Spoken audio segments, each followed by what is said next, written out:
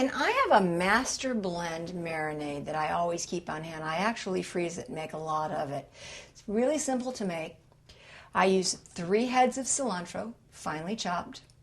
I use soy sauce, pickled ginger, minced garlic, and a little bit of napalm, which is fish sauce. That's all I use. Stir this together. This is what it looks like. It's got a very distinctive pickled ginger smell. So it's very different than our glaze is. Our glaze is sweet and a little more, it has a little more of less of a marinade quality and a little more of a glaze like you would have with a sweet and sour pork.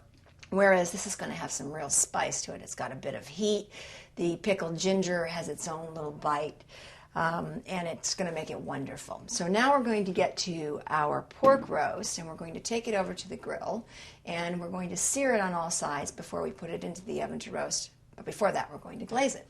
We've got our pork roast over here. We're going to get our pan going, and we're going to sear off our pork roast.